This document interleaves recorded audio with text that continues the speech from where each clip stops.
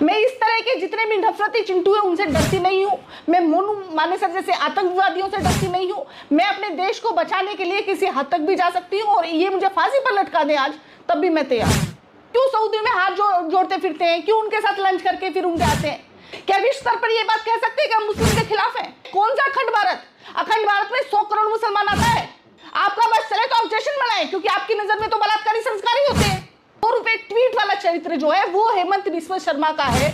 ये जो घुसपैठगिरी है ना, ये गुरिल्ला युद्ध जो है, ये गृह युद्ध की स्थिति में डालना, लोगों को भड़का के डालना, भाईचारे को खराब करना, केवल और केवल यही काम कर सकते हैं और ये खुले तौर पर ये कुछ नहीं कर सकते हैं।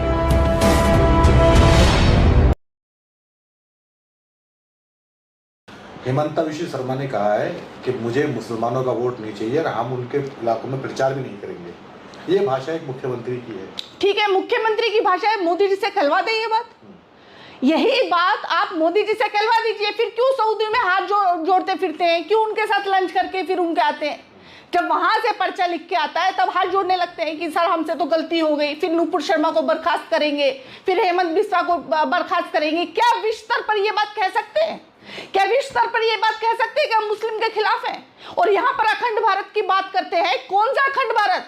अखंड भारत में 100 करोड़ मुसलमान आता है। फिर कैसे मुकाबला करेंगे 100 करोड़ मुसलमान का? मुसलमानों से आपको इतनी नफरत है, इतनी ही नफरत है तो खुलकर बोलिए ना, विश्व स्तर पर बोलिए, करिए नरसंहार जितना करना है, करके दिखाइए। नहीं बोल सकते आप, क्योंकि ये संविधान के खिलाफ है और आप संविधान के खिलाफ जाएंगे तो आपको भी जाना पड़ेगा। आप बिल्कुल गायब हो जाएंगे नक्शे से भारत के। ये मैं लिख के दे रही हूं, क्योंकि संविधान अधिकार देता है, आप नहीं देते हैं मुसलमानों को। आप क्रिश्चियंस को अधिकार नहीं देते हैं, संविधान देता है। आप महिलाओं को आप अधिकार नहीं देते हैं, वो संविधान देता है। आपका बस चले तो ऑब्जेक्शन बनाए, क्योंकि आपकी नजर में तो बलात्कारी संस्कारी होते हैं। तो आप तो उस चीज के पटाखे फोड़ रहे होते। अगर आपके हिसाब से चल रहा होता तो ये देश मनुस्मृति से नहीं चलता है, ये देश संविधान से चलता है। लगातार हेमंता बिस्वा शर्मा इस तरह की भाषा बोल रहे हैं। पिछले दिनों उन्होंने महंगाई के सवाल पे कहा था कि मुसलमानों की वजह से महंगाई बढ़ रही है। देखिए, हेमंत बिस्वा शर्मा जो है वो लगातार इस तरह की बातें करते आ रहे हैं। पहले भ्रष्टाचारों के आरोप में फंसे हुए हैं। पहले भाजपा कहती है कि भ्रष्टाचार पर बहुत बोलती है, लेकिन फिर उनको मुख्यमंत्री बना देती है। उसके बाद फिर वो नफरती चिंटू के तौर पे, जैसे एक भाजपा का आम कार्यकर्ता है ना, जैसे जो ट्विटर पे 2 रुपए ट्वीट लेके जो है नफरत फैला रहा है, वो 2 रुपए ट्वीट वाला चरित्र जो है वो हेमंत बिस्वा शर्मा का है और इससे ज्यादा कुछ नहीं है। भाजपा में भी उनकी कोई पैठ नहीं है। ये बात इसी बात से आप साबित कर लीजिए कि वो क्या कहते हैं, लेकिन वो सेंटर से वो चीज तो नहीं आती है। वो कह दें, ये जो बात कह रहे हैं वो उसको कह दें संसद में आकर कि हाँ ये बात सही है। और ये वो मैं ये कह रही हूँ कि अपने क्षेत्र में या जहाँ से ये MP, जहाँ से ये चीफ मिनिस्टर है, वहां से ये करके दिखा दें। इनके अंदर अगर दम है तो करके दिखा दें। अगर ये दम रखते हैं तो संविधान के खिलाफ जाके दिखा दें, लेकिन कानूनी तौर पर ये जा नहीं सकते हैं। ये दबे छुपे यहाँ से यहाँ कर दिया, वहां से वो कर दिया।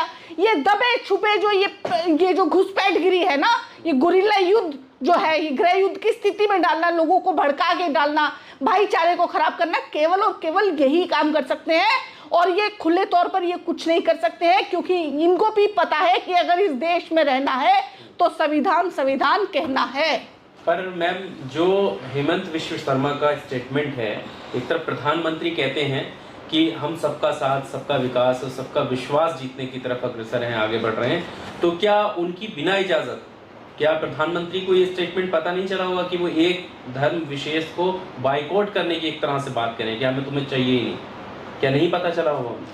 देखिए, ऐसा कुछ नहीं है कि सरकार को कुछ पता नहीं है। ये बात यहाँ साबित हो जाती है कि जब अमित शाह जी कहते हैं कि मुझे इस घटना का पता नहीं था, वो 3 दिन मणिपुर में रह के आते हैं। ऐसा संभव नहीं है कि इंटेलिजेंस की रिपोर्ट उनके पास नहीं गई हो कि इतना बड़ा अगर कांड हो जाए और गृह मंत्री जी को पता नहीं हो।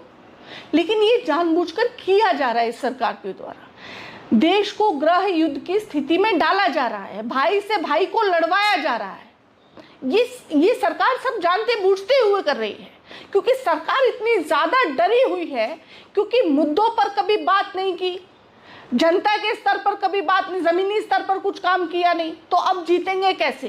तो अब ये जो है इस तरह की जो नफरती जो घटनाएं हैं या इस प्रकार के सिर्फ ये हथकंडे जो है, इन हथकंडों के बल पर ये 2024 का चुनाव जीतने की तैयारी में है।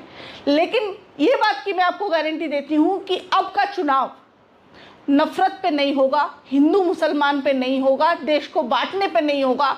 अब का जो चुनाव होगा वो ज़मीनी स्तर पर काम पर होगा और केवल महिला सुरक्षा की बात होगी, बेरोजगारों की बात होगी, किसानों की बात होगी, दलितों की, आदिवासियों की बात होगी। जनता अब इन मुद्दों पर जो है वोट देगी, जिसमें पूरी तरह से भाजपा सरकार फेल है। आपने बड़ी गुस्से के साथ में चैलेंज किया असम के मुख्यमंत्री को, डर नहीं लगता पुलिस भेज देंगे वो आसाम पुलिस? नहीं, बिल्कुल भेज दे, मैं जेल जाने के लिए तैयार हूँ, मुझे फांसी पर लटका दे, लेकिन देश को बंटने नहीं दूंगी। मैं देश के खिलाफ जाने वालों के साथ नहीं हो सकती हूँ, मैं इनसे डरती नहीं हूँ। मैं इस तरह के जितने भी नफरती चिंटू हैं उनसे डरती नहीं हूँ। मैं मोनू मानेसर जैसे आतंकवादियों से डरती नहीं हूँ। मैं अपने देश को बचाने के लिए किसी हद तक भी जा सकती हूँ और ये मुझे फांसी पर लटका दे आज, तब भी मैं तैयार हूँ, लेकिन देश को नुकसान नहीं पहुँचाने दूंगी।